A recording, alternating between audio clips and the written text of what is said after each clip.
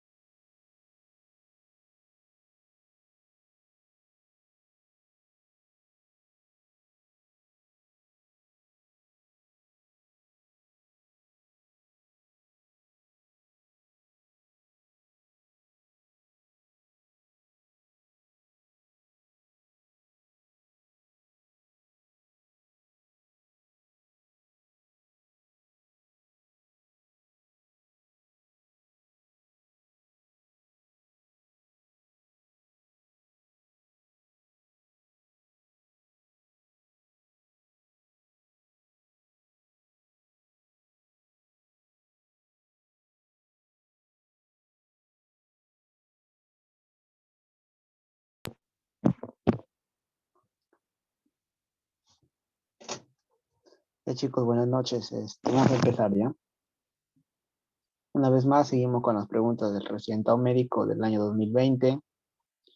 Ya saben cuál es la dinámica y previamente a ello, siempre le voy a colocar algunas preguntas de exámenes de otros, por otros motivos que fueron tomados por el ENAM, ya. ENAM extraordinario, el ordinario, ya, para que vean cómo son las preguntas similares o esas preguntas se pueden desarrollar gracias a las clases que ustedes están escuchando día tras día, ¿no? A ver, empezamos, ¿ya? Ese es como una introducción, ¿ya? Antes de seguir con las preguntas, con el orden de las preguntas. Mira, aquí nos plantean y nos dicen, ¿no? Un varón de 28 años que tiene diagnóstico de tuberculosis pleural. Listo, diagnóstico de tuberculosis pleural. Lleva un mes de tratamiento con tubérculos táticos de primera línea, en este caso medicamentos que van a ir contra, en este caso, el Mycobacterium tuberculosis, el Ominis, ¿ya? Y se consulta porque el paciente presenta inflamación del primer ortejo del pie derecho, ¿no? O sea, el primer dedo del pie derecho. En este caso es el dedo gordo, pero no el dedo más grande, más grueso que está en el pie, ¿no? El primer dedo. Entonces, y además nos dan el dato que hay ácido úrico de 12 miligramos por decilitro. Chicos, yo no voy a entrar a resolver a fondo esta pregunta o profundizar, simplemente a darte las pepas, ¿no? Por eso siempre pongo Medichin Pepas con algunas preguntas que ya hemos desarrollado anteriormente, ¿ya? Esta pregunta tú lo puedes haber desarrollado habiendo escuchado la clase de la pregunta número 1. Ahorita nosotros nos encontramos en la pregunta 41, creo 42, ¿ya? Entonces, tú puedes ir y revisar la pregunta número 1, donde hablamos sobre antituberculosis, ¿no? Antituberculosos, que es dentro de neumología o farmacología, como quieras llamarlo.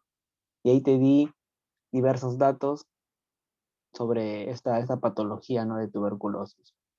Y agregué otra imagen, ya que quizás no lo vas a encontrar en el YouTube, pero agregué otra imagen eh, para que puedas desarrollar esta pregunta, ¿no? Porque se relaciona. Mira, ve, cuando tú tengas un paciente que te dice que tiene una articulación hinchada, ¿ya?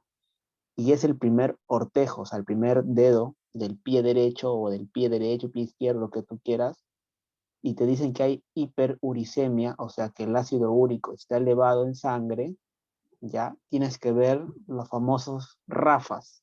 Y eso está en la pregunta número 1 que lo hemos tocado, los RAFAs. ¿Qué significa RAFAs? reacciones adversas a fármacos antituberculosos. Eso siempre tienes que aprenderlo porque siempre viene, siempre, ¿ya? Siempre viene una preguntita, al menos te va a venir de eso de antituberculosos. ¿Por qué? Porque en nuestro medio es endémico de tuberculosis, ¿no? Entonces hay que considerarlo. Entonces, este cuadro te va a ayudar a resolver. Por ejemplo, uno ya como lo repite a veces las preguntas o ya lo ha leído un montón de veces, al ver esta pregunta de hiperuricemia, yo de frente voy y detecto que la piracinamida, que es un antituberculoso, tiene como RAFA, ya como reacción adversa a este antituberculoso, la hiperuricemia, ¿ya? La hiperuricemia. Entonces yo aquí tranquilamente tengo que marcar piracinamida. Tengo que retirar la piracinamida. Ya, yo lo detecté porque de los antituberculosos tú tienes que reconocer cuál es el antituberculoso que se da de primera línea, ¿no? Que son la isoniazida, rifampicina, etambutol y streptomicina, en este caso, pero tienes que detectar sus reacciones adversas más frecuentes, ¿ya? Entonces, piracinamida, siempre, acuérdate, ¿ah? Siempre te van a poner el caso de que hay una articulación hinchada del primer dedo del pie y hay hiperuricemia, como te dicen en este caso clínico. Otro que ha venido, ¿ya? Que ha venido, por ejemplo, isoniazida te preguntan, ¿no? Te ponen el caso clínico y por ahí te dicen, ¿no? Que el paciente empieza a tener neuropatía periférica. Entonces también ha venido. O te dicen que está dando isoniazida y hay una elevación de las transaminasas, ¿no? Como hepatotóxico. También han preguntado. Por eso te lo estoy resaltando. ¿Ya? Lo que te estoy resaltando es lo que han preguntado y lo más importante, en este caso para el motivo de que te tienes que acordar, ¿no? Hepatitis también. ¿Ya? Hepatitis también. Ahora, ojo chicos, antes que me olvide, si te preguntan de todos los antituberculosos, ¿cuál es el más hepatotóxico? Ya es la piracinamida, ¿ya? La piracinamida es el más hepatotóxico, ¿ya? Eso también lo han preguntado.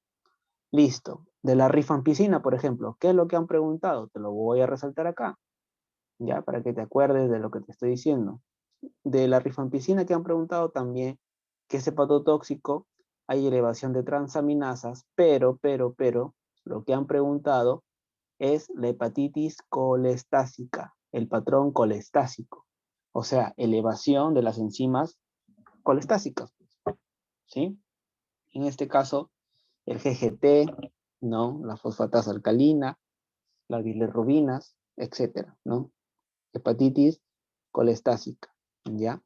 ¿Qué más también han preguntado con respecto al etambutol? Del etambutol también acá te voy a resaltar que lo que han preguntado una y otra vez, año tras año, etambutol. Del etambutol lo que han preguntado es esta, la neuritis retrovulvar o neuritis óptica, también te lo preguntan así. Neuritis óptica o neuritis retrovulvar, ¿ya? Así, te van a poner un caso clínico, ¿no?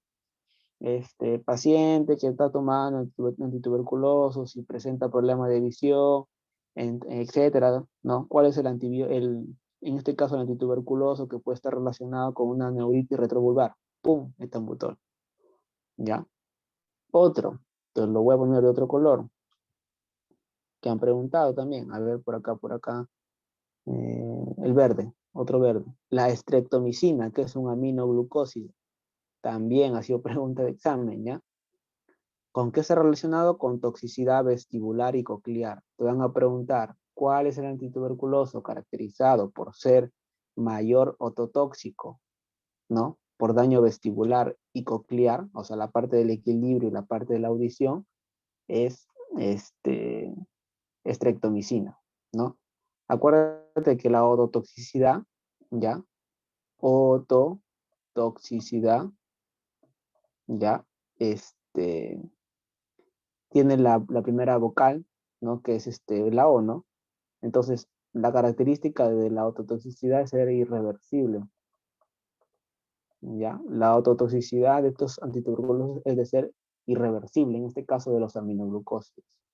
Pero si hablamos de nefrotoxicidad, porque también la streptomicina también es nefrotóxico, por eso acá dice toxicidad renal, ¿ya? La nefrotoxicidad, ¿ya? Tiene la N de una consonante, ¿no? Entonces es reversible. También lo pregunté en un momento, ¿ya? La toxicidad, ototoxicidad, ¿es irreversible? Sí, o no lo es, ¿no? En este caso sí lo es.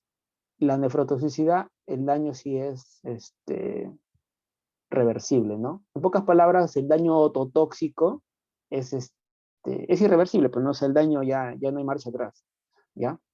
No hay marcha atrás. En cambio, la nefrotoxicidad sí, porque el daño es a nivel de qué células, de la célula del túbulo contorneo proximal, que también fue pregunta de examen, ¿no? Pero esas células se regeneran otra vez y pasa el daño. Pero en cambio, las células a nivel vestibular o coclear, el daño ya que una vez que se provoca ya no hay recuperación. Ya entonces lo que te he resaltado es lo que han preguntado de fármacos antituberculosos de primera línea.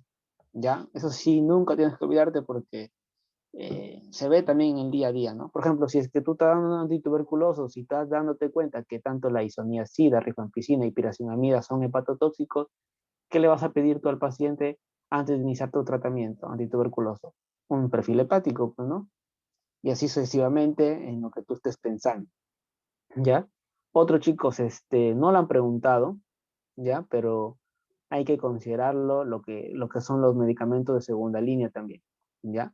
Ahora, de la primera línea, antes de que pase lo de segunda línea, ya, no me quiero extender mucho porque no es clase de antituberculosos, simplemente quiero que tomes en cuenta esto, mira, en menores de 7 años, que también fue pregunta de examen, ¿ya?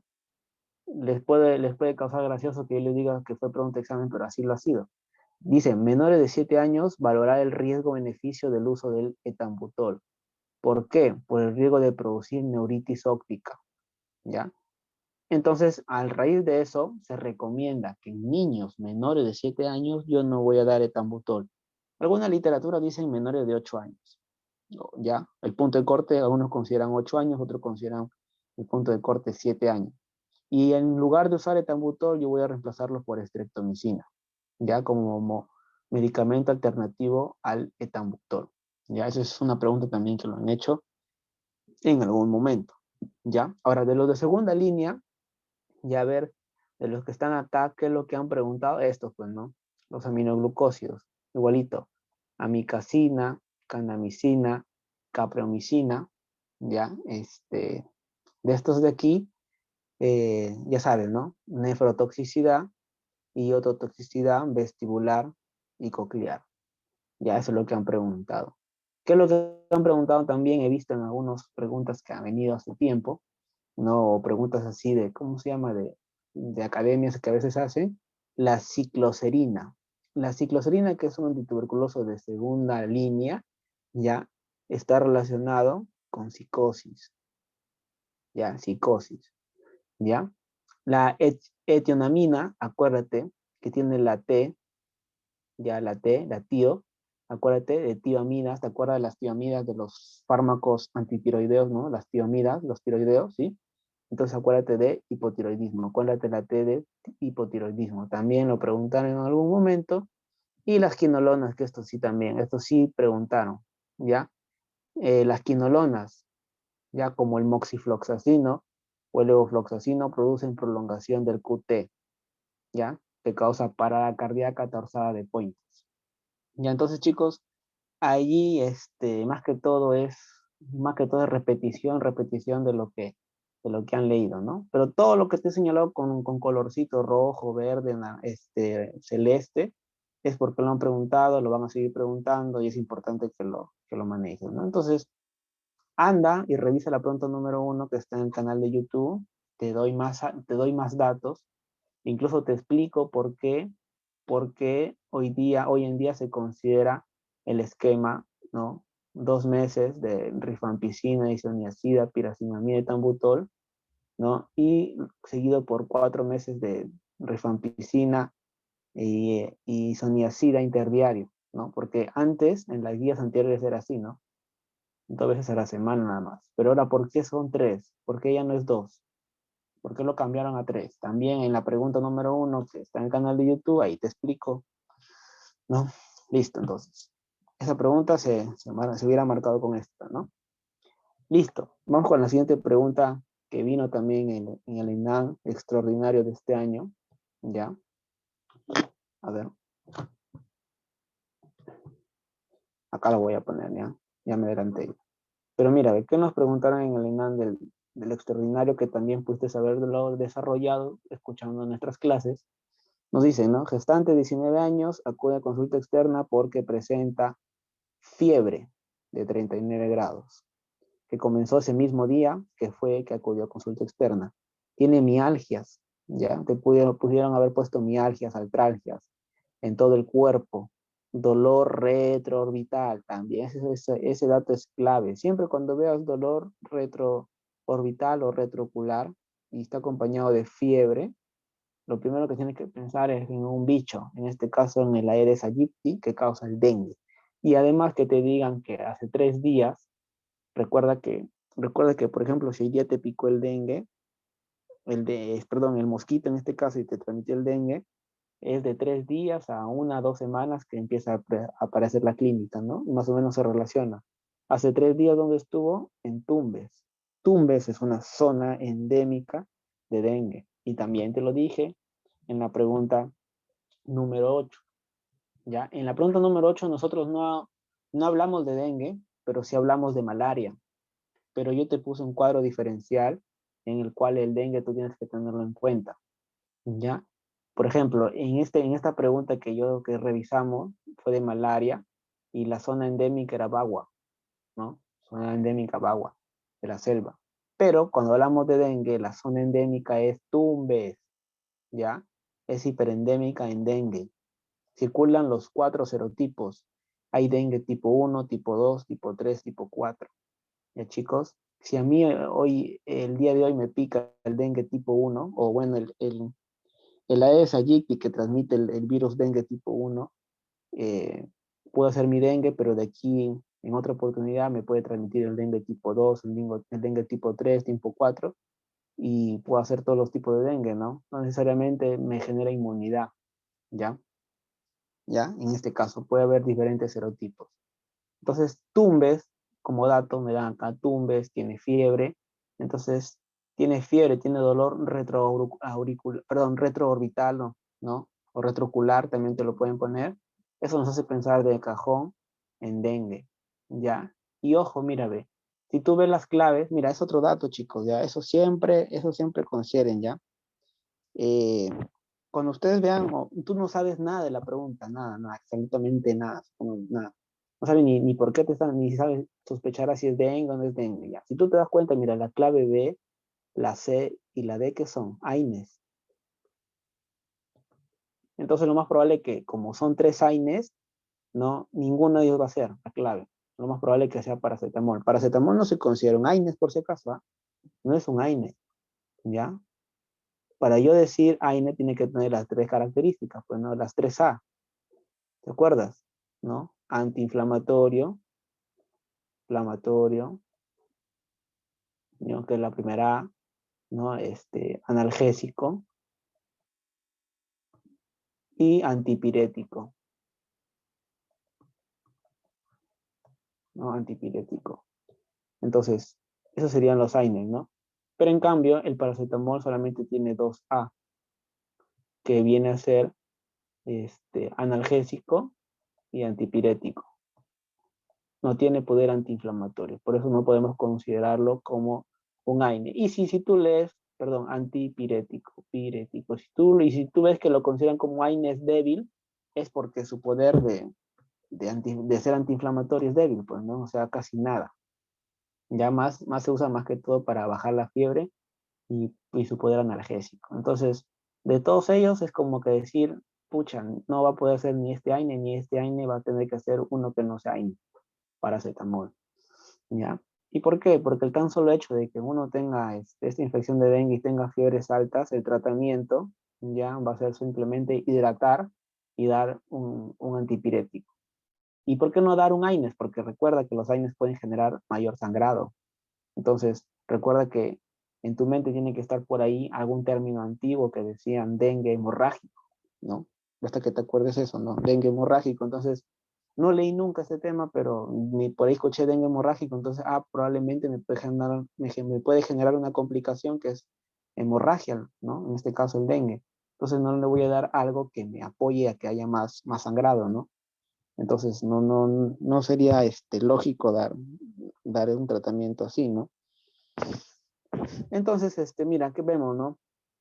Que es una enfermedad viral, que ya te había dicho, ¿no? Una enfermedad viral, ¿no? Endémico o hiperendémico en Tumbes, ¿ya? En Madre de Dios también se ha visto. Y eh, fiebre elevada, mira, lo que tiene el paciente. Tiene dolor de ojos, retroocular, retroorbital, ¿ya? Y mira, los síntomas se muestran a los 3, 14 días después de la picadura por este insecto, por este bicho, ¿no? Y acá te dicen 3 días, o sea, está dentro del periodo, ¿no? En este caso, donde el cual se va a presentar. Entonces ahí están algunos datos, ¿no? Y eso lo vimos pues en la pregunta número 8. Cuando vimos paludismo, yo te puse este cuadro diferencial y te puse ahí, ¿no? El periodo de incubación en este caso es 4 o 7 días, y puede ser de 3 a 14 días, como hubieras visto. Y la clínica, clásico, dolor retroocular, fiebre, ¿ya? Y también puede haber mialgias, artritis que te habían nombrado, ¿no? Y el tratamiento es dar paracetamol, hidratación, en este caso si es necesario, que muchas veces sí lo es necesario, ¿no? Entonces aquí la clave es paracetamol más hidratación, hubiera sido lo más correcto. Si es que recuerda que cuando uno está con fiebre a veces también se deshidrata, ¿no? Pero más que todo la hidratación es cuando ya el paciente puede estar chocándose, ¿no? Pero tranquilamente con un antipirético lo puedes dar, ¿no? Es como, por ejemplo, cuando hablamos de enfermedades exantemáticas en niños, todas las enfermedades exantemáticas, excepto una, que es la escarlatina, es causada, por ejemplo, por el estreptococo, ¿no? En este caso, el estreptococo piógeno. Entonces, ese de ahí, por ejemplo, es una bacteria. Entonces, de todos los demás son virales. Entonces, tú lo único que vas a tener que dar es solamente es analgésicos y antipiréticos. En este caso, paracetamol nada más. Igualito, en el dengue solamente paracetamol y si es necesario, vas a tener que clasificarlo, si es que hay hemorrágico o está chocado el paciente, entonces va a tener que hidratarlo, darle volumen, etcétera, ¿no? Entonces, tranquilamente la pregunta lo pudiste haber respondido sin saber mucho, ¿ya? Por eso son estas clases, ¿no? Para que tú te des cuenta que ciertas preguntas, con el tan solo tú haber escuchado en algún momento algunos datos, digas, pucha, esto me lo dijeron, entonces marco de frente, ¿ya? Listo. Entonces, vamos con la siguiente pregunta, que también ya la hemos revisado. La siguiente pregunta dice, recién nacido parto autóxico de 6 días de vida. Te lo dije, chicos, te lo dije, 6 días de vida. ¿Qué más? Te lo voy a resaltar. No hay control prenatal. ¿Te acuerdas que te dije que una gestante controlada era que tenga al menos 6 a más, de 6 controles a más? Si no los tiene, es un factor de riesgo asociado a sepsis neonatal, ¿no? Y además te dice que el niño presenta fiebre, o sea, probablemente hay un foco infeccioso, ¿no? Digo probablemente, ¿por qué? Porque hay control prenatal, no, o sea, no controlada, en este caso la gestante, cuando el niño ha nacido, ¿no? Y recuerda que la fiebre muchas veces no es por infección, puede ser por deshidratación. Y eso ténganlo en cuenta, chicos. Un niño puede hacer fiebre porque está deshidratado. Porque si está deshidratado, no hay un buen control termorregulador del hipotálamo. Entonces puede hacer fiebre. Pero lo más probable es que sea por un proceso infeccioso. ¿Ya? ¿Por qué? Porque mira, el BCG y el PCR te salen como para un origen bacteriano, probablemente. ¿No? Bueno, me adelanté. La temperatura está 38.5, está con fiebre, está irritable. Y aquí está la clave, mira, fontanela bombada. ¿Recuerdas que te dije cuando hablamos de sepsis neonatal que cuando hay fontanela abombada, ¿no? Tendrías que pensar que esa sepsis ya se complicó con una meningitis o ya hizo meningitis el niño. Y además tiene 6 días de vida. Te dije que para que tú pienses en meningitis neonatal, tiene que tener más de 3 días. ¿Por qué? Porque si tiene más de 3 días ya pensamos en una sepsis neonatal tardía. ¿Ya? Y te lo dije en la pregunta que ya hemos revisado, sepsis neonatal, ¿no? Los ritmos cardíacos están disminuidos también, abdomen distendido y mira, hay leucocitosis, ¿no? Hay leucocitosis. Si es que estos leucocitos hubieran estado altos el primer día, probablemente hubiera estado normal, ¿no? Porque en leucocitosis el primer día de nacido, las primeras horas de recién nacido, puede estar tranquilamente hasta 30.000, 35.000, 34.000, ¿no? Pero mira, hay plaquetopenia, ¿no? Entonces algo está pasando, un proceso infeccioso, lo más probable, ¿no? Entonces, tú anda y revisa la pregunta 36 que hemos revisado a fondo, todo sobre el sexo neonatal, y ahí te di un cuadro, ¿no? Te di un cuadro, y te di un cuadro clínico, ¿no? Incluso te dije que hay fontanelas abombadas, estás sospechando de que ya sea un cuadro tardío, un cuadro de sexo neonatal tardío, estás sospechando en meningitis, lo más probable es que tú tengas que hacer incluso punción lumbar, ¿no? Entonces, cuando tú tienes sospechas o circunstancias especiales, como una sospecha de meningitis, pero es una sospecha de meningitis tardía, en este caso, como te estoy resaltando acá, el tratamiento es darle ampicilina, gentamicina, pero ojo, aquí lo ideal hubiera sido que te coloquen con cefotaxima, ¿ya? Incluso te dije, pudiste haberle dado ampi, cefotaxima nada más, pero tienes que amoldarte las claves, ¿ya? ¿Por qué cefotaxima? Porque cefotaxima yo te dije que era la cefalosporina de tercera generación que atravesaba la barrera hematoencefálica. Entonces acá colocan, ¿no? Ampigenta y una cefalosporina, ¿no? En este caso, cefotaxima, ¿no? Pudiste haberle dado cefepime, ceftazidima, pero cefepime ya es de cuarta generación, ¿no? Ceftazidima tendrás que guardarlo ya, es de tercera generación, pero podrías guardarlo para pseudomonas, ¿no? Entonces, cefotaxima tranquilamente le puedes dar, ¿no? Entonces, también te lo dije en la pregunta número 36. Entonces, la clave aquí es ampigentamicina, ¿ya? Ampigentamicina. Listo, chicos. Vamos con la siguiente pregunta, que te lo estoy colocando es porque ya lo hemos revisado, ya lo hemos visto algo parecido. Igual, niño de 4 años ingresa a emergencia por presentar debilidad, tiene cansancio, está irritable, está pálido, ¿ya? Palidez marcada. Te lo dije, pucha, te lo dije, palidez marcada, ¿ya? Entonces, cuando hay palidez marcada, probablemente sospecha de que este niño está anémico, ¿no? Es una probabilidad, ¿no? No, no estoy diciendo que todo pálido es anémico, sino que es una probabilidad. Y además, ¿por qué? Porque dice que hace 5 días presentó diarreas. Entonces, mira, ve, un cuadro diarreico que te está llevando a un cuadro de debilidad, cansancio irritable, palidez marcada, probablemente el niño puede estar anémico, ¿no?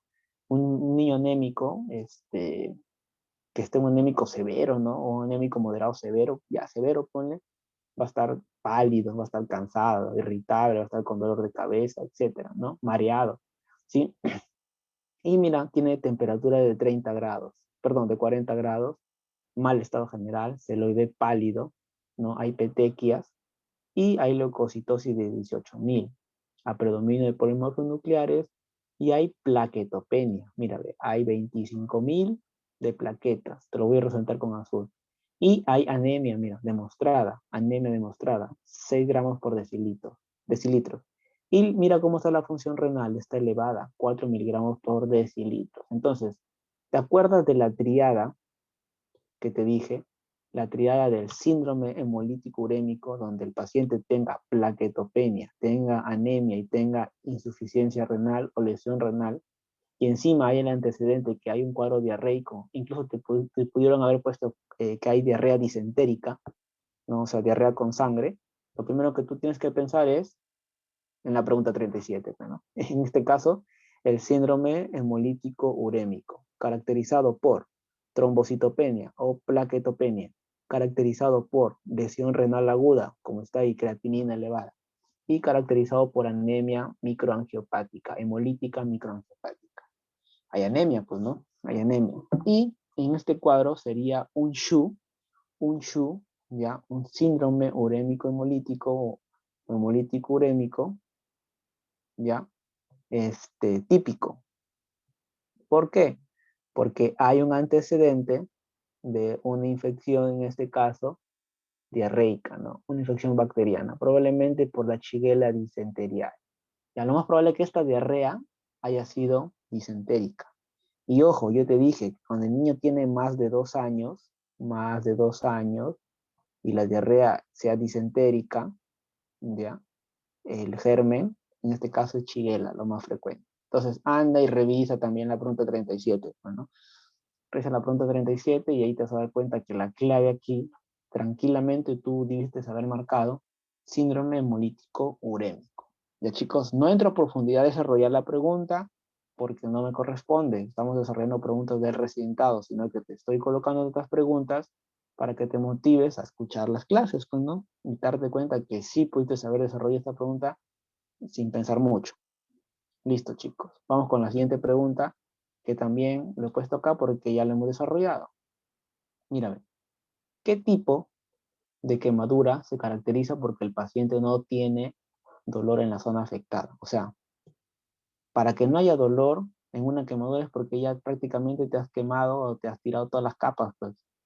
Entonces, eso es por obvia razón, no vas a pensar en una superficial, ¿no?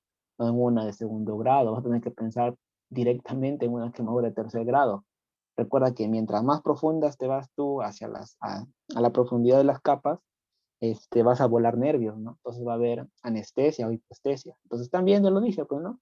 En la pregunta 31 de cirugía, cuando vimos quemaduras, te dije, cuando hay una quemadura de tercer grado, hay destrucción de todo el espesor de la piel, miran, todo el espesor de la piel, ¿no? La piel, el tejido subdérmico, la fascia, el músculo, el tendón, incluso el periósteo, ¿no? Y las terminaciones nerviosas que te las vuelas acá, destruidas. Ya incluso los pelitos que estén por ahí, las glándulas sebáceas, etcétera. Todo te lo vuelas. Entonces, si es que te vuelas terminaciones nerviosas, entonces el paciente no va a tener dolor, pues, va a tener anestesia, no va a tener sensibilidad. Entonces te dicen qué tipo de quemadura se caracteriza porque el paciente no hay dolor en la zona afectada, es la quemadura grado 3. ¿Ya? Ese es lo más probable de esta pregunta, esta respuesta. Puede haber dolor, sí, si es que comprime las zonas concéntricas, ¿no? O subyacentes. Pero lo más probable es que esta es la clave y esa va a ser la clave porque se presta para eso, ¿no? Entonces, en la pregunta 31, ahí te expliqué sobre quemaduras, te di un montón de datos sobre quemaduras, ¿no? Un montón de datos y un montón de preguntas que van a salir de ahí y han salido. Listo, chicos. Entonces ahí está la clave. Pasamos a la siguiente pregunta. A ver, chicos, ¿me confirman si estamos bien hasta ahí? ¿Sí me estoy dejando entender la idea de lo que les quiero transmitir? ¿Ya?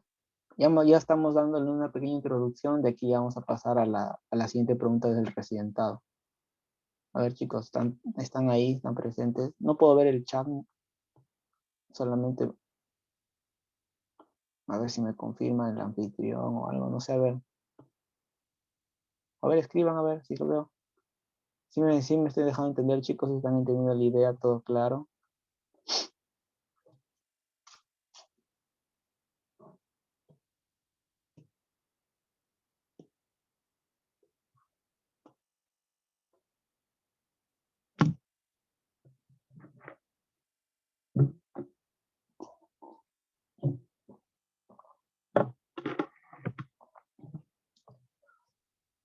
Margarita, mira, ve, Margarita fiel toda la vida. Saludos, Margarita. Bueno, ya. Eh, a ver, chicos, sigamos, ¿no? Mira, otra pregunta que hemos revisado es la siguiente, mira, dice, recién nacido 33 semanas, ya es prematuro de arranque, ¿no? Prematuro. Entonces, si es que es prematuro, probablemente pueda hacer un problema respiratorio o un síndrome de distrés respiratorio que vendría a ser, por ejemplo, una enfermedad de membrana hialina, ¿no? Que se me viene a la mente, que es lo más frecuente. Y mire, el niño está con taquimia, está con quejido expiratorio, ¿no? Que se escucha sin estetoscopio, hay aleteo nasal intenso, hay tiraje intercostal, incluso hay retracción sifoidea, es leve, hay desbalance tóraco-abdominal, ¿no? Hay bamboleo tóraco-abdominal. Entonces se dice que hay un distrés respiratorio. Entonces, según el grado de escala de Silverman-Anderson, también te expliqué en la pregunta número 34, tienes que solamente sacar tu puntaje, ¿no? Sacar tu puntaje. En la pregunta 34, anti-revisa. Te dije, ¿no? Por ejemplo, acá está el chibolo. ¿Sí? Está el chibolo acá, ¿sí? Ya no soy bueno dibujando, pero está así el niño. Entonces, lo siguiente, ¿no? ¿Qué es lo que tienes que ver? de arriba hacia abajo, ¿ya? De forma ascendente, perdón, descendente, ¿no? Lo primero que eh, tú tienes que ver es el aleteo nasal, ¿no? El aleteo nasal. Entonces, nariz. Tienes que ver la parte nasal. Entonces, vas a la parte nasal. En la parte nasal, ¿qué es lo que te dan como dato acá? Yo voy a poner otro color mejor. El aleteo nasal, ¿qué nos dicen acá? Hay un aleteo nasal intenso. Entonces, un aleteo nasal intenso nos da un puntaje de arranque marcado, nos da un puntaje de 2. Entonces, ahí tenemos un puntaje de 2. ¿Listo? ¿Qué más? Seguimos bajando. Tenemos el quejido. El quejido lo vamos a tomar acá arriba, el quejido respiratorio en esta región del cuello, más o menos. Del cuello para abajo, no del pecho. Entonces, el quejido expiratorio, para ir así de forma hacia abajo, ¿ya? De arriba hacia abajo, de forma descendente. Entonces, quejido expiratorio. El quejido expiratorio nos dicen que se escucha ya hasta la siguiente cuadra, ¿no? O sea, se escucha sin que yo ponga el estetoscopio. Entonces, un quejido ya expiratorio que es audible al oído, o sea, sin estetoscopio, también es un puntaje de 2. Entonces, hasta ahí estamos puntaje de 2, ¿no? ¿Qué más? Seguimos descendiendo. Luego tenemos la retracción sifoidea, acá está el sifoides, ¿no? El sifoides.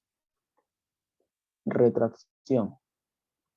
Retracción sifoidea y dice que es leve, ¿no? Entonces, cuando tenemos una retracción sifoidea leve, acá está, external leve, el puntaje es de 1. Entonces ahí tenemos, ¿no? Va sumando, hasta ahorita cuánto vamos, vamos 5. Listo, seguimos descendiendo. Seguimos descendiendo. Ya, a ver, espérate por acá para resaltarlo. Retracción sifoidea leve. Entonces ahí tenemos otro puntaje, ¿no? Luego tenemos los tirajes intercostales, ya del paquete intercostal. Entonces seguimos bajando, ¿no? Bajamos acá hacia las costillas, ¿no? Los tirajes intercostales. Entonces acá, tiraje intercostal. Intercostal. También, ya esta pregunta ya te lo he explicado en la pregunta número 34, ¿no? Tiraje intercostal. ¿Qué nos dicen? Que el tiraje intercostal, tanto el tiraje intercostal como la retracción sifoidea, es leve, ¿no? Entonces acá también es leve, tenemos un puntaje de 1 otra vez, ¿no? Entonces hasta ahí vamos 6. Y por último nos dicen que hay un desbalance o un disbalance, ¿ya? Un disbalance que es tóraco abdominal. Eso quiere decir que tanto el abdomen como el tórax se distienden o se hunde de manera descoordinada, ¿no? Y es muy visible. Entonces, lo más probable que aquí el puntaje es 2. Entonces, 2 va a ser para el bamboleo, o también llamado desbalance. Desbalance. No es en los pies, es acá, por debajo, ¿no? O sea, lo normal es que el tórax y el abdomen se expandan de manera sincrónica, ¿no? O sea, el tórax se va hacia arriba, el abdomen también. Pero si imagínate, si el tórax se va hacia abajo, se hunde, y el abdomen se infla para arriba, entonces no hay una coordinación, no hay un desbalance tóraco-abdominal, por eso, tóraco-abdominal. Y si te están poniendo que hay un desbalance tóraco-abdominal, es porque es visible, ¿no? Y ese es un puntaje de 2. Entonces, 2 más 1 más 1 más 2 más 2, ¿eso cuánto nos da? Un puntaje de 8. Entonces, la clave aquí es 8, ¿ya? Es 8. Entonces, esta pregunta ya la hemos visto. En la pregunta 34 también te expliqué la escala de Silverman-Anderson, cuándo aplicarlo, en qué situaciones, y enfermedad de membrana hialina, que es lo más probable de este caso, porque tiene 33 semanas. Hay madurez pulmonar, lo más probable. ¿De chicos? Entonces, si tenemos un puntaje de 8, ya esto es un distrés respiratorio severo, grave. Ya lo podemos catalogar así. ¿Ya? Listo. ¿Qué más? Tenemos otra pregunta. Otra pregunta que también ya lo hemos desarrollado, lo hemos visto, es lo siguiente. Dice, terapia tuberculostática inicial de meningitis tuberculosa. También en la pregunta número 1, ya que se desarrolló en algún momento, te coloqué esta imagen, ya, o le agregué esta imagen de un paciente que tenga tuberculosis pulmonar, ya, y tenga también un compromiso, o bueno, un compromiso extrapulmonar, en este caso meningio, porque hay meningitis, ¿ya? Como es compromiso del sistema nervioso central, lo que tú tienes que es preguntarte es, ¿el paciente tiene VIH o no tiene VIH? Si no nos dicen nada, que tenga o no lo tenga, ¿ya? Así lo tenga o no lo tenga, mira, los medicamentos se usan de forma indiferente, ¿no? Igual, mira, si el paciente tiene VIH o no lo tiene, yo tengo que dar 2 meses de isoniazida, rifampicina todos los días y 10 meses de isoniazida, rifampicina también todos los días, ¿ya? Pero si tú te das cuenta, mira, ¿qué estoy usando? De terapia inicial, la primera fase. ¿Qué estoy usando? Estoy usando la clave A, isoniazida, rifampicina, pirazinamida y tambutol. ¿Te has dado cuenta, chicos, que hasta ahorita todas las preguntas del segundo en año extraordinario de 2001 que te estoy colocando, hasta ahorita todas las claves son A, ¿no? Y hasta ahorita no he encontrado todas las claves son A, ¿no? Entonces, esa es la clave, ¿no? Esa es la clave de antituberculosos. Para meningitis tuberculosa, ¿cuáles son los que se dan, no? Se dan 2 meses de isoniazida, rifampicina, etambutol, pirazinamida, y luego seguido de 10 meses de isoniazida, rifampicina también todos los días. En total 12 meses, ¿no? 12 meses. Ese es cuando hay compromiso meningio, o puede que te hayan puesto acá el compromiso óseo o osteoarticular, por ejemplo, ¿no? A nivel de la columna vertebral, no lo sé. Sí, el mal de Pot, también te pueden preguntar, entonces pudo haber habido esa cuestión. ¿No? Entonces aquí la clave es la clave A. ¿Sí? Y también lo revisamos en la pregunta 1. Listo, chicos. Esta es una de las últimas preguntas que ya te desarrollo extramente, ¿no? De forma extra. En lo siguiente, ¿no? Nos dicen, una gestante se hace un dosaje de glucosa en ayunas y sale 130. ¿Ya? A los 3 días se repite y la glucosa se obtiene 128. Dato, chicos. Cuando yo pido una glucosa en ayunas, ¿ya?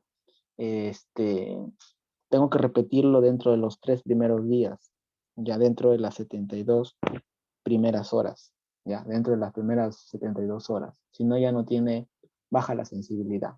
Entonces, mira, en la glucosa uno sale 130, el otro me sale 128. ¿Cuál es la siguiente prueba a realizar para el diagnóstico de diabetes gestacional? Chicos, lo vimos también, lo vimos en la pregunta 20. ¿Ya? En la pregunta 20. ¿Qué te dije? ¿Qué te dije? Si en la primera consulta yo le pido una glucosa en ayunas y el paciente tiene mayor de 126, pero en 2 tomas, en diferentes días, y directamente yo digo que es diabetes. Pero ojo, aquí lo correcto es que me hayan dicho diabetes pregestacional, porque eso quiere decir que si la glucosa me sale en ayunas más de 126, mayor o igual a 126, es porque la diabetes ya viene desde antes del embarazo. ¿Ya? Incluso el ADA del 2021, acá corrijan, 2021, nos dice, ¿no? Si es que el paciente tiene mayor o igual a 126, ¿no? Y eso que es gestante, ¿ah? Mayor de 126, y lo repito en 2 pruebas, las 2 pruebas salen positivas, yo hago el diagnóstico definitivo de diabetes. ¿Y chicos? Entonces aquí yo ya diagnostiqué mi diabetes y no voy a requerir repetir ninguna otra prueba. O sea, ya es diabetes aquí en la China y en la Conchinchina, ¿no? Ya es diabetes, nadie me puede decir todo lo contrario, porque ya son 2 pruebas en diferentes momentos, ¿ya? Y es en ayunas, ¿ya chicos? Entonces eso hay que tener en cuenta. Listo, entonces la clase puede haber respondido de esta manera, ya con ese algoritmo. Listo, chicos. Hasta ahí vamos bien, a ver, respondan. Ahorita empezamos con la pregunta número 42, ya que corresponde ya a los de residentado médico, ¿no? A ver, chicos, un respiro. Vamos bien.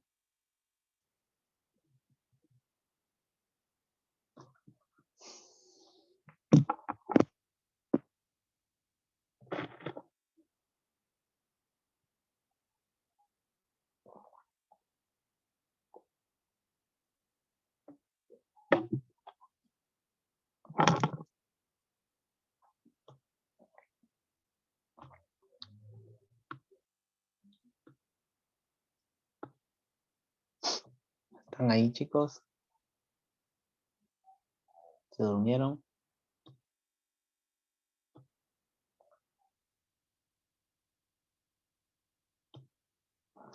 ¿Sí están ahí o sí se durmieron? Bueno, chicos, ya. Entonces, seguimos, ¿ya? Seguimos. Mira, esta es la pregunta número 42, ¿no? Salud pública. Mira, ¿qué nos dice? Usted es responsable de una DITIS, ¿no? O sea, de una dirección regional, ¿no? En este caso de salud, ¿ya? Y acaba de producirse un brote, ¿ya? Por una enfermedad que se ha transmitido por alimentos. Si quiere determinar de manera rápida la probable causa del brote, ¿cuál es el tipo de estudio más adecuado? ¿Ya? Salud pública es uno de los cursos que es más odiado por cuando se estudia estos temas, ¿no? Eh, pero viene, pues, ¿no? Lamentablemente vienen estas preguntas, ¿no? Entonces hay que considerarlo para marcar la diferencia. Entonces, cuando nosotros nos hablan de brote, ya, que ya lo hemos visto, creo, en las preguntas del 2014, que revisamos en algún momento, como que están, esas clases están en el canal del Facebook, si no me equivoco, ya. No está en el canal de YouTube, pero está en el canal del Facebook. Entonces, vimos, ¿no? Un caso de igual de brote. Cuando hablamos de brote epidémico es cuando aparece de forma repentina una enfermedad debido a una infección en un lugar específico. Eso quiere decir que apareció de manera repentina, ¿no? En este caso, por ejemplo, una intoxicación alimentaria, porque nos orienta ese caso, o una enfermedad debido a una infección en un lugar específico. No, en una enfermedad que fue transmitida por alimentos en un lugar específico, en un matrimonio, en una fiesta, en un compromiso, ¿no? Entonces empezaron a aparecer los casos uno tras otro. Es un brote epidémico. Entonces, cuando hablamos de estos casos, donde nos preguntan cuál es el estudio más adecuado, ¿no? O el estudio epidemiológico más adecuado, tú tienes que acordarte de estos estudios que sí o sí te van a preguntar. En todos los exámenes, ya, no ha habido examen donde no te pregunten sobre estudios epidemiológicos, ya, sobre casos y controles, sobre cohortes, sobre serie de casos ecológicos, si es experimental, no es experimental, si es descriptivo. Este tema sí o sí te va a venir, sí o sí, ya, todos los años viene. Entonces, mira, lo primero que tenemos que preguntarnos es, ¿existe intervención de quién? Del investigador, ¿no? Si es que existe, este estudio es experimental, ¿no? ¿Quién no ha hecho un experimento en primaria, ¿no? Ha hecho sus experimentos, ha tenido que intervenir, tiene que haber intervención en este caso, directa, ¿no? Eh, de la variable en este caso, no la variable independiente sería. Pero si no hay intervención, yo solamente estoy observando desde ahí nada más, ¿no? Estoy observando de lejitos, por así decirlo. Y lo primero que tengo que decir, ¿es observacional o es experimental? Ya. Digo que no hay intervención, entonces estoy haciendo una observación simplemente.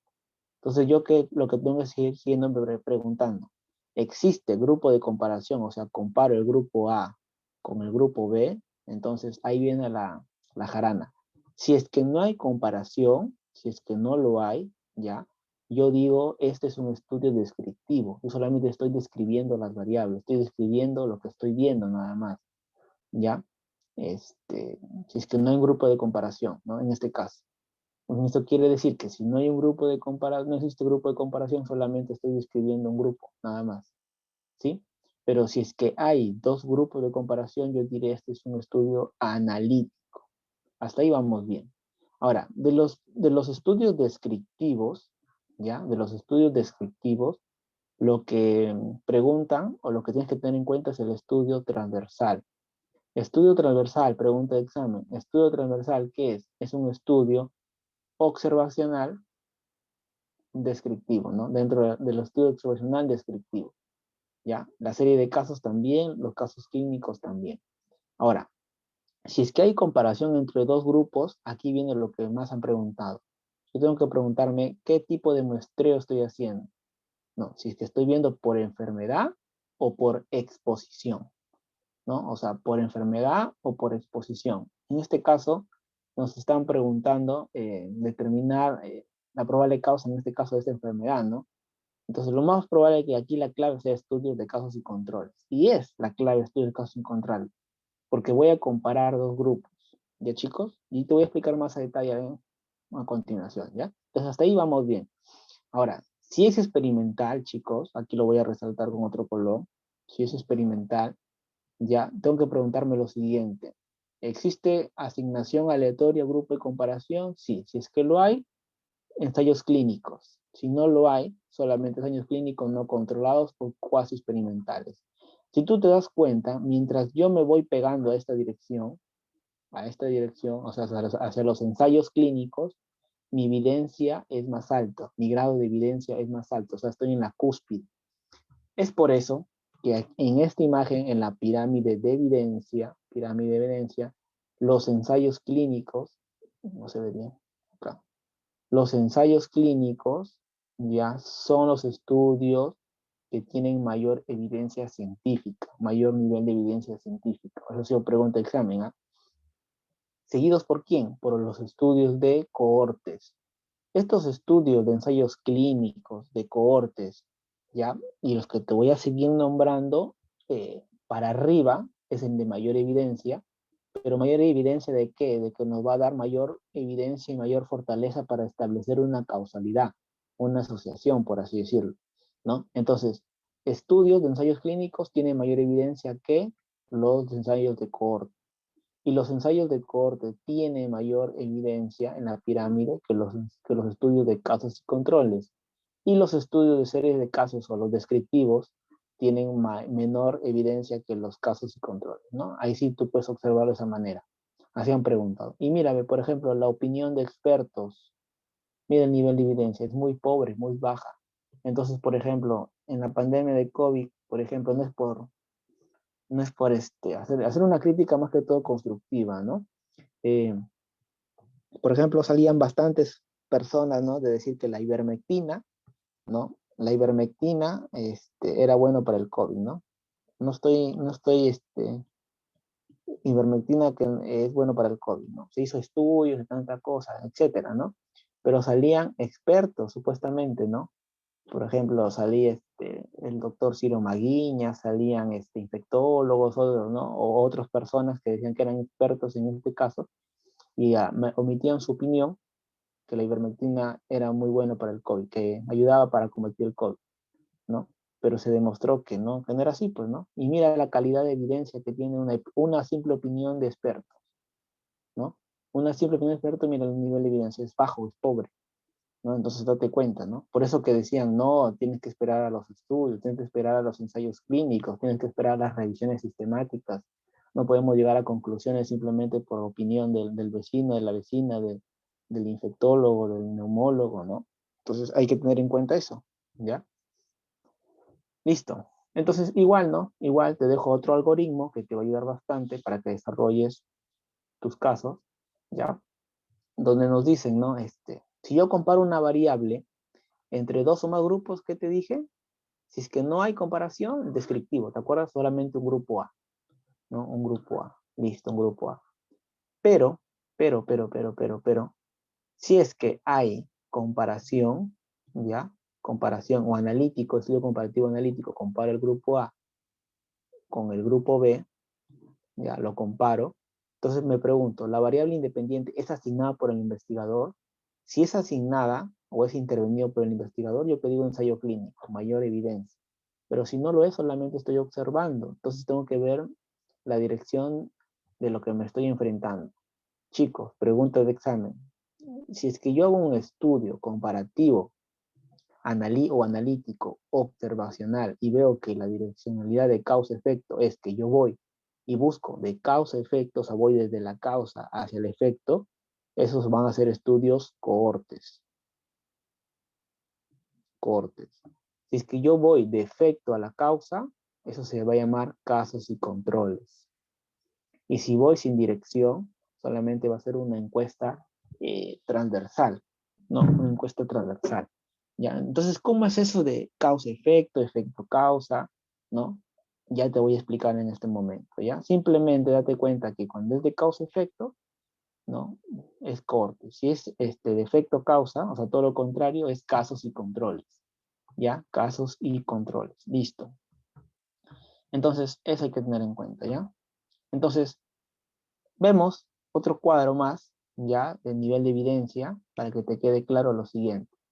Mira, a ver, ¿cómo podemos observar que un estudio de un ensayo clínico, ya, que es experimental, ¿no? Tiene mejor diseño, ya, tiene mejor diseño, o sea, pueden ser más caros, ¿ya? Pueden ser mejores para demostrar hipótesis, tienen menos sesgos y mira el nivel de evidencia A, el nivel de evidencia A, o sea, es alto, pues, ¿no? Pero compáralo, por ejemplo, con un estudio, como por ejemplo este, ¿no? Un estudio transversal, ¿sí? Descriptivo transversal, mira, el nivel de evidencia es C, ¿sí? Entonces, eso tienes que tener en cuenta, ¿no? A mayor nivel de evidencia, mayor apego, mayor, ¿qué se puede decir? Mayor credibilidad de lo que se está diciendo del estudio, ¿ya? Y mira, los ensayos clínicos tienen mayor nivel de evidencia, ¿sí? Tienen mayor nivel de evidencia, como puedes observar en esa imagen, ¿no? Mejor diseño y mayor nivel de evidencia, ¿sí? Los experimentales. Listo. Entonces, de los estudios observacionales, que ya te dije, los descriptivos tenemos lo siguiente. Tenemos los estudios transversales. Chicos, acá salen un montón de preguntas. De los estudios transversales nos dicen, ¿cuál es la unidad muestral? Un individuo. ¿Te acuerdas que te dije solamente era un grupo, un individuo? ¿Ya? ¿Qué nos valora? Nos valora la presencia o ausencia de exposición de una enfermedad en un momento determinado. ¿Cuál es la ventaja? Que nos permite conocer prevalencia. Pregunta de examen. ¿Cuáles son los estudios que nos permiten ver prevalencia? Estudios transversales o estudios de prevalencia, descriptivos transversales. Ya, son poco costosos, menos tiempos, pero son de sesgo alto. ¿Ya? Acuérdate de tu pirámide. Y no permiten determinar causa-efecto. O sea, yo con estos estudios yo no puedo decir que tal producto A me produce B. No lo puedo hacer porque solamente estoy haciendo descripción de las características, ¿no? No estoy viendo causalidad. Y dentro de esos estudios descriptivos están los estudios ecológicos, que también fue pregunta de examen. Pregunta de examen, chicos. Estudio ecológicos, ¿por qué? Porque nos ve una unidad muestral de grupo poblacional, ¿ya? No prueban hipótesis, ¿ya? Determinar en este caso la relación causa-efecto, no lo determina. Por ejemplo, ¿cuál es el típico ejemplo que nos dan sobre estudio ecológico que ha venido? Nos dicen, por ejemplo, en un estudio en Irlanda, distritos católicos tienen una tasa de suicidio mayor que los distritos protestantes. O sea, se hizo un estudio grande en ese país de Irlanda y se vio que los que eran católicos tenían mayor tasa de muerte o mayor tasa de suicidio, ¿no? que otros distritos, ¿no? Se hizo solamente en Irlanda. Pero yo a partir de esa descripción no puedo generalizar, no puedo probar una hipótesis y decir, en todo el mundo, ¿no? O generalizar, ¿no? Pacientes o personas que son católicas se van a matar más, ¿no? Son las que tienen mayor suicidio. No, no puedo generalizar porque solamente estoy haciendo un estudio descriptivo, ecológico, ya solamente de un grupo poblacional. Te pueden poner el caso clínico de un país, ¿no? En este caso de Irlanda solamente. No puedo llegar a una relación de causa-efecto, no. Y cuando yo lo hago, cuando yo generalizo y, por ejemplo, cometo el error y decir, yo leí este estudio, ¿no? Que en Irlanda se vio que una tasa de suicidio era mayor que los distritos protestantes por ser católico, yo cometeré una falacia ecológica cuando yo supongo que a nivel individual hay una asociación observada a la población. O sea, decir que tú, porque eres católico, tú que me estás escuchando ahorita, tú porque eres católico, este, vas a tener mayor tasa de suicidio, o sea, te vas a matar. No puedo llegar a esa conclusión, ya porque es un estudio descriptivo llamado también ecológico. Pregunta examen, falacia ecológica. Cuando hablamos de falacia ecológica, ahí está. Chicos, entonces cuando nos enfrentamos ante un brote, ¿no? Probablemente por una intoxicación alimentaria, por una enfermedad que fue transmitida por alimentos, ¿no? Voy a tener que estudiar ya los estudios epidemiológicos observacionales, pero los analíticos, ¿ya? Los analíticos tenemos los estudios de casos y controles, en el cual se calcula por el OR, por el O ratio, ya el famoso ratio. Entonces, eh, ¿qué es lo que aquí me tiene que llamar la atención, chicos? Si yo quiero determinar de manera rápida la probable causa de este brote, o sea, por ejemplo, ¿no? Eh, los que se enfermaron y los que no se enfermaron, ¿no? Los que se enfermaron y los que no se enfermaron. Entonces, yo tengo que ver cuáles de ellos estuvieron, ¿no? Tengo que ir hacia atrás, por eso estoy diciendo, estoy yendo del efecto a la causa, o sea, el efecto sería esto, el efecto hacia la causa de qué fue lo que me produjo o cuál fue el factor de riesgo para yo poder hacer mi diarrea o mi intoxicación alimentaria, ¿no? Entonces, mi suceso o factor de riesgo, ¿a qué es lo que estuve expuesto? Factor de riesgo, ¿no? Estuve expuesto al factor de riesgo. ¿Quiénes fueron los que enfermaron expuestos al factor de riesgo? ¿Ya? Pues estoy yendo del presente hacia el pasado, ¿no? Entonces, si yo quiero determinar de manera rápida la probable causa del brote, o sea, cuál Michi fue el probable causa del brote, o sea, en este caso por los alimentos probablemente que se consumieron, eso es porque me estoy enfrentando ante un estudio de casos y controles. Entonces, ¿cómo así, no? ¿Cómo así? Si es que no quedó claro. Si yo tengo mis casos, ¿no? Que enfermaron, los que enfermaron, ¿sí? Los que enfermaron porque consumieron esos alimentos, los que enfermaron, y los controles que no enfermaron, o sea, que no se intoxicaron, en pocas palabras, yo tengo que ver mi suceso o mi causa del brote, en este caso mi factor de riesgo, ya para determinar quiénes verdaderamente enfermaron con los que estuvieron expuestos a esa comida, ¿no? Y quiénes no enfermaron pese a que estuvieron expuestos, ¿no? Igualmente, los de los controles, los que no enfermaron, quiénes sí enfermaron pese a que sí estuvieron expuestos y los que no. Entonces, cuando yo hago ese retroceso de efecto a causa, ya, de efecto, que vendría a ser esto, el efecto hacia la probable causa que está acá, estoy enfrentándome a un estudio de casos y controles, ¿ya chicos? Casos y controles. Entonces, ¿qué ventajas, ya? ¿Qué ventajas hay de hacer un estudio de casos y controles? Que también ha sido preguntado, ¿ya chicos? Estas preguntas de salud pública muchas veces no son tan emocionantes como las de ginecología, pediatría, ¿no? Pero son preguntas que sí o sí tienes que saberlo, ¿no? Entonces, ¿qué ventajas son de casos y controles? Por ejemplo, ya te había dicho, ¿no? Son menos costosos, lo que está en enero, lo que ya ha venido, ¿ya? Son de corta duración, los estudios de enfermedades de baja frecuencia se puede estudiar, las raras, ¿no? Y puede determinar varios factores de riesgo. Por ejemplo, viene una pregunta, ¿no? ¿Cuál es el estudio que permite estudiar o analizar factores de riesgo para una determinada enfermedad? ¿Te acuerdas de tu típica intoxicación por alimentos, ¿no? Factores de riesgo, un estudio de casos y controles. Las limitaciones o ventajas es que hay facilidad de introducir a sesgos y necesita una secuencia temporal, ¿no? Entonces, otro caso típico de casos y controles es esta. Ya con eso te va a quedar mucho más claro.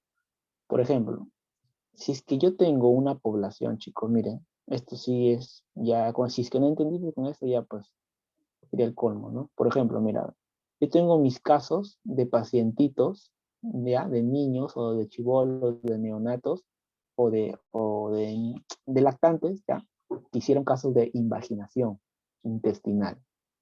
Y tengo niños que no hicieron invaginación intestinal, o sea, los que no estuvieron enfermos, los controles. Entonces, ¿yo qué te dije?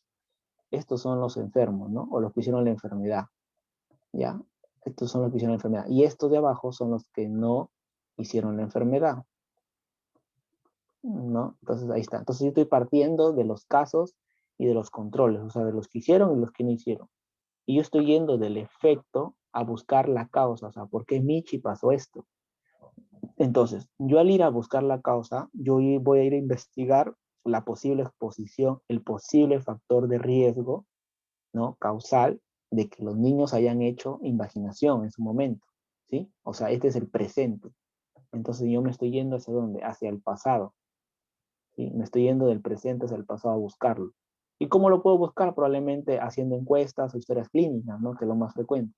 Entonces voy y busco el factor de riesgo. Entonces, de estos pacientes que hicieron invaginación, ¿no? Busco la causa de cuáles habían recibido la vacuna para el rotavirus y algunos que no habían recibido la vacuna para el rotavirus hicieron en el presente, o sea, hicieron en el presente una invaginación. Igualmente, de los controles que no tienen invaginación intestinal, ¿no? Me voy a buscar la exposición a la causa, al factor de riesgo previo, ¿no? Quiénes habían recibido la vacuna y quiénes no. Entonces, este, se define, ¿no? En este caso como el efecto, ¿sí? El efecto que está acá, quienes en sí, la presentación del efecto, quienes en sí tuvieron invaginación, ¿no? Y se investiga ya hacia atrás, en este caso, si estuvieron o no expuestos a la causa, en este caso la vacuna. Igualmente puedes traspolarlo, por ejemplo, con la vacuna del COVID, ¿no? ¿Cuántos? O sea, por ejemplo, supongamos, ¿no?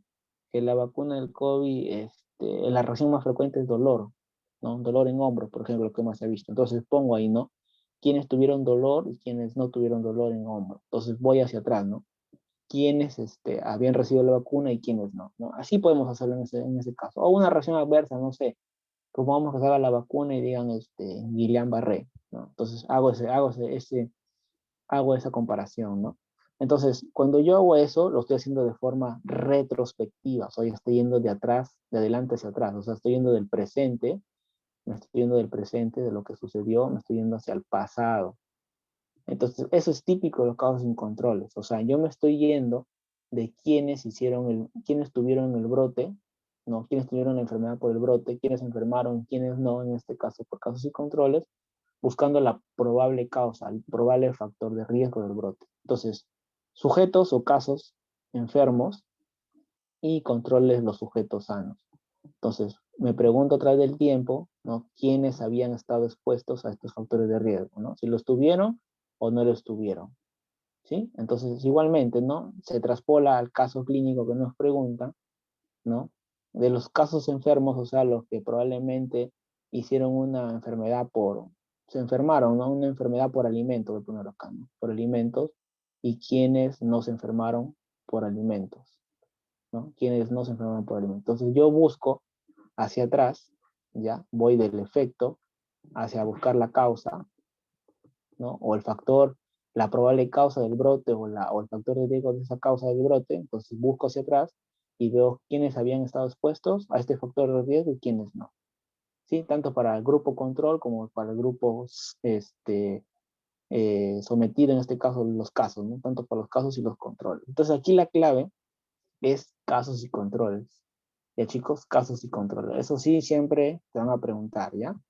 Entonces, eh, eso hay que tener en cuenta, ¿ya chicos? Y recuerda que para los casos sin controles se usa el ratio, ¿ya? El ratio, el OR, en el cual yo solamente voy a dividir el OX, ¿no? De la exposición de los casos con los OX de exposición de los controles. O sea, los casos expuestos entre los no expuestos, entre los controles expuestos entre los controles no expuestos, ¿no? Entonces ahí hago esa división, ¿no? Por ejemplo, casos expuestos, digo, ¿no? Los que estuvieron, los enfermos, ¿no? Los que fueron, los casos de los que tuvieron enfermedad y los que estuvieron expuestos al factor de riesgo, en este caso a los alimentos contaminados, ¿no? Quienes se intoxicaron y quienes estuvieron expuestos a esos alimentos, esas hamburguesas, esos tallarines, no lo sé, el alimento. Entonces ahí está, casos expuestos, ¿no? Entre casos no, los casos no expuestos, ¿no? Los que enfermaron verdaderamente, o sea, hicieron su intoxicación alimentaria, pero no tuvieron expuesto ese factor de riesgo o ese alimento, ¿no? Lo divido. Entre los controles que están expuestos a este factor de riesgo, ¿no? Que vendría a ser la letra C, entre los que no estuvieron expuestos a ese factor de riesgo, ¿no? Hago una división que al final de cabo es como si multiplicara el A por D entre B por C. Y ese me sale el O ratio, que me ve en casos y controles. Pregunta de examen. ¿Cuál es el estudio que se calcula a través de O ratio, OR, casos y controles, ¿ya? Eso sí no hay nada que discutir. Y o tenemos estudios observacionales analíticos, pero cuando vamos de la causa hacia el efecto, o sea, voy de la causa hacia el efecto, ¿sí? O sea, del presente hacia el futuro, ya no vendría a ser retrospectivo, sino que sería prospectivo. Entonces, cuando voy de la causa al efecto, estoy haciendo estudios de cohortes. Entonces, como tú te das cuenta, hay mayor probabilidad de llegar a la causalidad. Es por eso que los cohortes están por encima de los casos y controles, ¿no? Como mayor nivel de evidencia de estudio. Entonces, igualito, ¿no? Igualito con la vacuna del rotavirus. Entonces veo, ¿no? Los sujetos vacunados con los sujetos no vacunados. Entonces se va a vigilar con el tiempo la aparición del efecto, ¿no? Entonces, en este caso, esta es la exposición, ¿no? La exposición vendría a ser, ¿no? Estos son los que están expuestos y estos los que no están expuestos, ¿sí? A la vacuna. Entonces, grupo de estudio se va a definir por exposición a la causa, ¿no? En este caso, los que estuvieron expuestos o no a la vacuna. Entonces, en este caso, la vacunación y se vigila la aparición del efecto con respecto al tiempo, ¿no? Entonces yo veo de los que se vacunaron, cuántos verdaderamente hicieron invaginación y cuántos no hicieron invaginación intestinal, ¿no? Y de los que nunca estuvieron expuestos a la vacuna, pero llegaron a hacer invaginación intestinal, y cuántos no sufrieron invaginación intestinal pese a que no los vacunaron. Entonces, eso es. Si yo voy de la causa al efecto, ese es un estudio de cohorte, ¿ya? Entonces, siempre, pregunta de examen del año 2014, parto de una población sana. Si tú partes de una población sana y tú dices los expuestos con los no expuestos, o sea, los expongo a la vacuna o no los expongo, yo tengo que ver cuáles verdaderamente enfermaron y quiénes no. Igualmente, los no expuestos, quiénes enfermaron y quiénes no.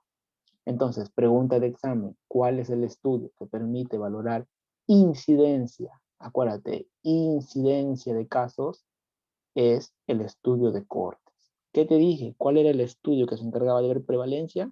El estudio de transversales, ¿no? Los descriptivos transversales. Entonces ahí tienes dos preguntas más que han venido en diversas preguntas de examen del ENAN, del recientado, ¿de chicos? Listo. ¿Qué ventajas tiene los cortes? Acá tú lo calculas con el RR, ¿no? Con el riesgo relativo. Acuérdate que hay riesgo relativo cuando es mayor de 1, ¿no? Cuando es mayor de 1, cuando es igual a 1, cuando es menor de 1, ¿no? En este caso, acá va a ser indiferente, factor protector y factor de riesgo, ¿no? Perdón, al revés, ¿no? Factor de riesgo y factor protector, ¿sí? Entonces, eso tienes que verlo, ¿ya? Tienes que verlo. Entonces, perdón, acá es factor de riesgo y acá es factor protector, ¿verdad? Si me estoy equivocando, me corrijo. Listo, bueno. Entonces, el detalle es que este riesgo relativo de los estudios de cohorte estiman la incidencia. Pregunta de examen. Incidencia. El sesgo es baja y las enfermedades, en este caso, en enfermedades frecuentes es bastante útil, ¿no? En exposiciones raras también. Ya, pero el detalle es que es muy elevado el costo. Y por ser elevado muchas veces no se hacen estos estudios. Y el tamaño muestral tiene que ser grande, ¿ya? Y muchas veces se puede perder en el seguimiento. O sea, los pacientes que fueron vacunados, en este caso con rotavirus, puede que mueran en el camino, puede que se enfermen en el camino, se retiren en el camino, ¿no? Entonces ahí está, ¿no? Factor de riesgo, mira, justo te había dicho, ¿no? RR, factor de riesgo, es mayor de 1, ¿sí? Justo lo que le he dicho, ¿no? Factor de riesgo y acá factor protector, ¿sí? Entonces, cuando es más de 1, factor de riesgo. Cuando es 1, 1 es indiferente. Cuando es RR menor de 1 es factor de protección. Ahí está más claro, ¿ya? Va a estar más claro lo que les había dicho. Y el RR, riesgo relativo, se ve incidencia de expuestos entre incidencia de no expuestos, ¿no? Entonces veo acá, ¿no? Los enfermos y los que están expuestos al factor de riesgo, ¿sí? Incidencia de los que estuvieron expuestos. Entonces, ¿qué veo? A, que vendría a ser los enfermos que estuvieron expuestos al factor de riesgo entre el total, ¿no? De los que estuvieron expuestos. Y la incidencia de los no expuestos, los que no estuvieron expuestos a este factor de riesgo, ¿ya? Y que estuvieron enfermos sobre el total, ¿no? Y aquí veo la división entre incidencia de expuestos y no expuestos. Listo, chicos. Aquí te dejo, ya te dejo un cuadro diferencial, ¿no? De casos y controles, ya para terminar, para ir terminando con estas preguntas, casos y controles y de cortes, ¿ya? Por el simple hecha razón, chicos, de lo siguiente, ¿ya? Mírame, esto ha sido pregunta examen. ¿Qué te dije? Casos y controles es retrospectivo, o sea, tú vas del presente, te estás yendo hacia dónde, hacia el pasado. ¿Te acuerdas? Para ver la causalidad, para ver el factor de riesgo o la probable causa del brote en este caso, ¿no? Y tú en cohortes es prospectivo, o sea, tú estás yendo del presente y te estás yendo hacia el futuro para ver cuántos hicieron invaginación intestinal, ¿no? Con la vacuna no lo hicieron. Casos y controles calculan prevalencia de exposición, en cambio los cohortes incidencias, ¿ya? En casos y controles se ve el OR y en el cohortes RR, ¿ya? En este caso. Los casos y controles son baratos, son rápidos, son reproducibles. Eso, por ejemplo, si es que yo calculo mi prevalencia a la exposición al que yo estoy buscando, estos estudios pueden ser similares a otros estudios que yo pueda hacer más adelante. Pero en cambio los cortes no son poco reproducibles, ¿no? O sea, los estudios que yo haga hoy no se van a poder reproducir o no se van a poder ser muy similares a los que estoy haciendo ahorita, ¿ya? Los casos sin controles son peores para demostrar hipótesis, pero los que son mucho mejores por el nivel de evidencia son los cohortes. Son menos sensibles a los sesgos, por eso, a comparación de los otros. Y puede haber exposición de raras. En cambio,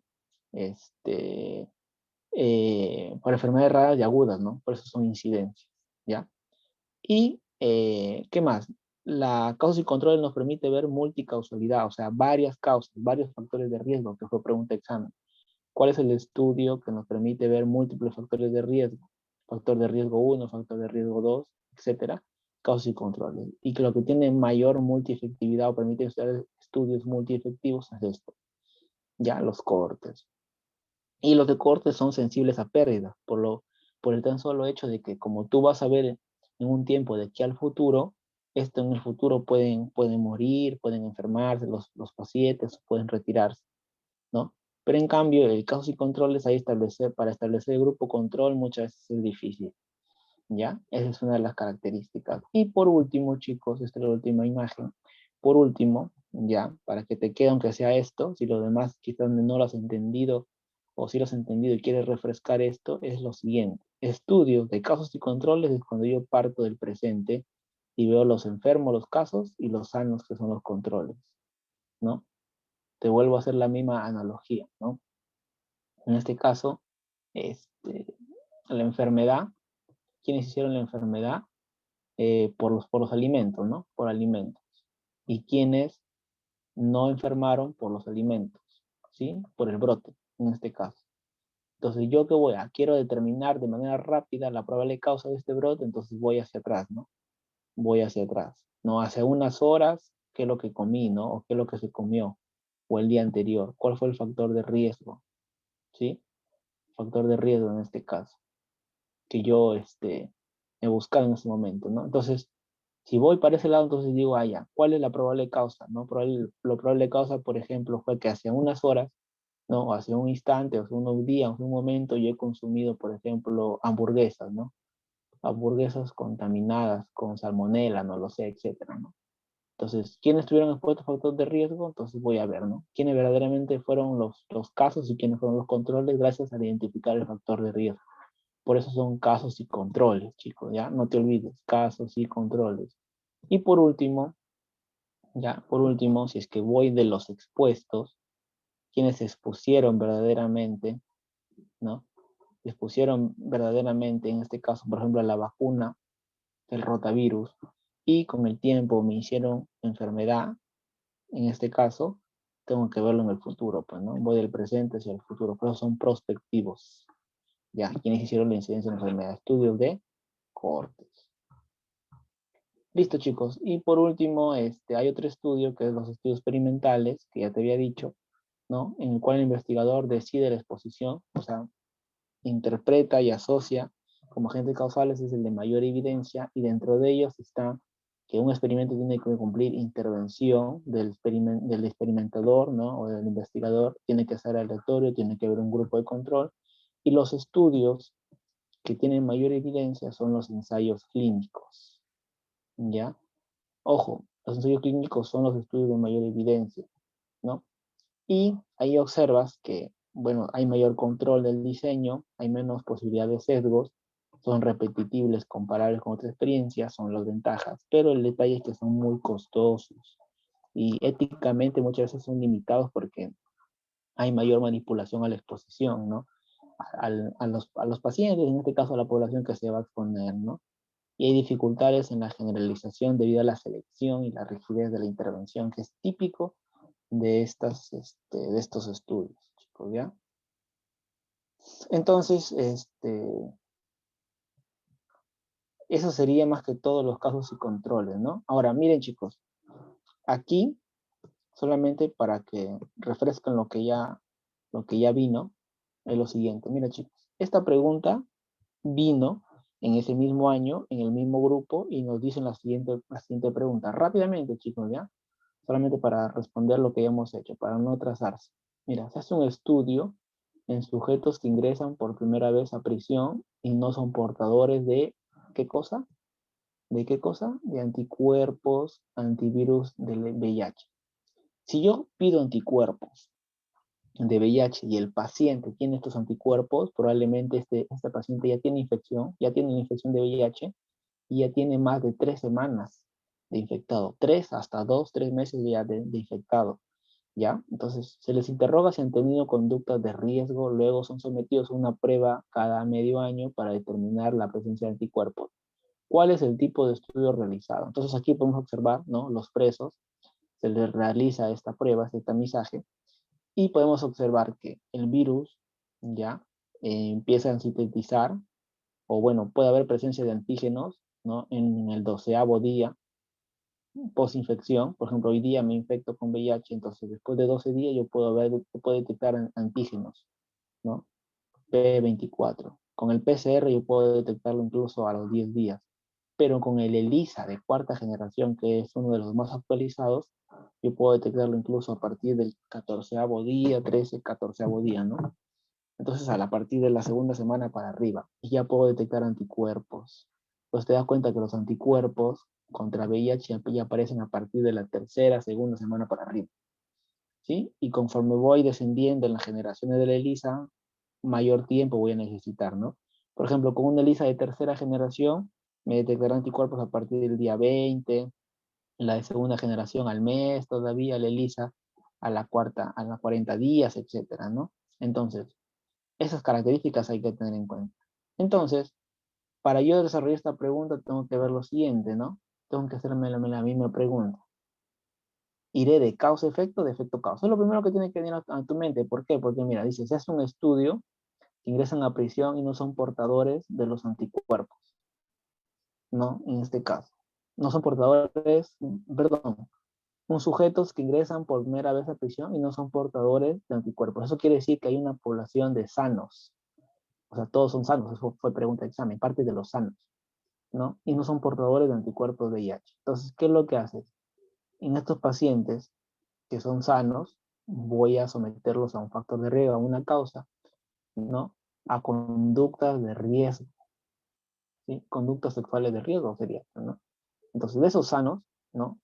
Los que estuvieron expuestos y los que estuvieron no expuestos a las conductas sexuales de riesgo, ¿no? Conductas sexuales de riesgo, conductas sexuales de riesgo. O sea, de los sanos, de los que ingresaron por primera vez a la prisión, yo voy a ver, ¿no? Y que nunca tuvieron anticuerpos antivirus de VIH, ¿no?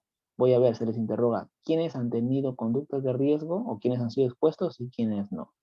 Entonces, de esto voy a ver quiénes se enfermaron y quiénes no enfermaron. Igualmente, quiénes se enfermaron con los que no fueron expuestos y los que no enfermaron pese a que no estuvieron expuestos, ¿no? Igualito, entonces voy de la causa hacia el efecto. En este caso, mi conducta de riesgo me va a detectar, si es que yo enfermé, voy a detectar que anticuerpos contra el virus del VIH, ¿no? Entonces, para yo hacer este estudio de ir desde la causa hacia el efecto, o sea, del presente al futuro, en pocas palabras, tengo que hacer un estudio de cohorte. ¿Ya, chicos? Entonces, eso hay que tener en cuenta, estudio de cohorte, ¿no? Entonces, todos los pacientes que ingresaron, por ejemplo, a la prisión fueron sanos, ¿no? Entre comillas, sanos. Entonces, ¿no? Entonces veo quiénes se expusieron a conductas de riesgo, entonces voy a ver en el tiempo quiénes se enfermaron y quiénes no. De los que no estuvieron expuestos igual, ¿no? Quiénes se enfermaron, quiénes no. O sea, quiénes detecté anticuerpos contra VIH, ¿no? Entonces hago mi RR de cohortes, ¿no? Entonces aquí la clave sería de cohortes, ¿ya? De cohortes. Eso, por eso siempre te digo, estudia casos y controles, estudios de cohortes, porque eso siempre viene. Mira, esta pregunta y la anterior han venido en el mismo año, en el mismo grupo, ¿ya?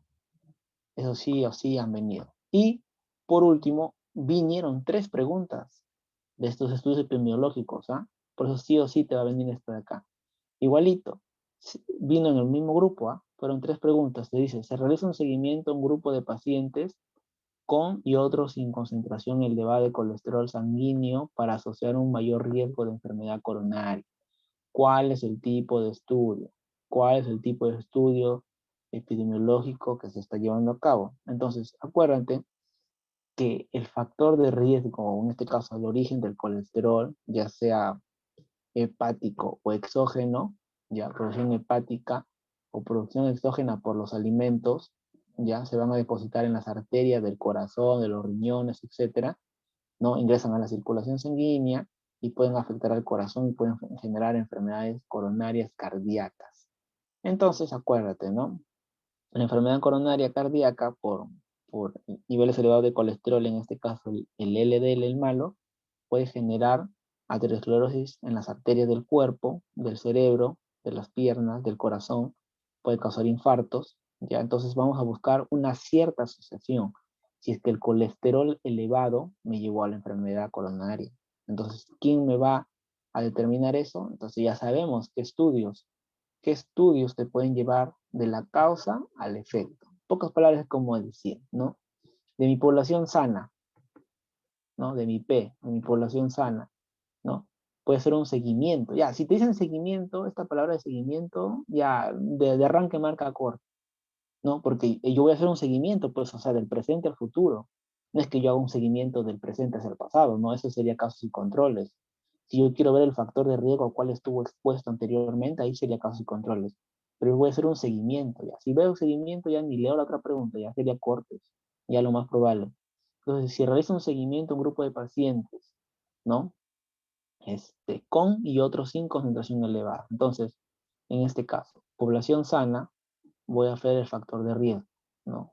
Están expuestos y no expuestos, ¿no? Los que estuvieron expuestos a una concentración elevada de colesterol, valga la redundancia, va a ser el LDL, lo más probable, y los que no tuvieron expuesto colesterol alto, o sea, colesterol normal, ¿no? Para asociar, ya te está diciendo, seguimiento y asociación es caso de corte, ¿ya? ¿Para qué? Para ver cuáles hicieron enfermedad coronaria y quiénes no hicieron enfermedad coronaria con el tiempo. Es un seguimiento, enfermedad coronaria y no enfermedad coronaria. Entonces, ¿cuál es el estudio que te permite ver esto? Estudios de cohortes, ¿ya? Veo la exposición, la posible causa y veo con el tiempo la aparición del efecto. O sea, estoy yendo de la causa al efecto, ¿ya? Del presente al futuro, como quieras verlo, ¿ya? Del presente al futuro. Es por eso que es prospectivo, ¿ya, chicos? Entonces, esa sería la clave de esta pregunta. Y la misma analogía, pues, ¿no? Expuestos viene a ser, en este caso, el colesterol alto y los que son colesterol normal, ¿no? Entonces veo quiénes hacen enfermedad coronaria, quienes no hicieron enfermedad coronaria igualmente. Los que no se expusieron hicieron enfermedad coronaria y quienes no hicieron enfermedad coronaria. Estoy viendo la incidencia y le he hecho un seguimiento a través del tiempo, ¿no? Y lo calcularía a través del RR, ¿no? Del riesgo relativo, que lo más probable es que sea mayor a 1, ¿no? Porque no creo que sea factor protector, ¿no? Lo más probable es que sea mayor a 1, ¿no? Y eso se ve con veces, ¿no? Por ejemplo, si el RR me sale 5, por ejemplo, me sale 4, entonces yo diría, los pacientes que tienen concentración elevada en colesterol en sangre tienen 4 veces más riesgo de hacer enfermedad coronaria. Si me sale el RR4, si me sale 5, dirían lo mismo, ¿no? Si el RR, por ejemplo, me sale 3, entonces yo diría, ¿no? Los pacientes o las personas que tienen concentración elevada de colesterol en sangre se asocia con mayor riesgo de enfermedad coronaria, o sea, 3 veces más, ¿no? 3 veces más del factor de riesgo. Chicos? Entonces, eso sería todo lo que hemos visto para el día de hoy, ¿no? Igualmente. Listo, chicos. Entonces, espero hayan aprendido algo el día de hoy. Que tengan muy buenas noches y eso sería todo por hoy. Hasta luego.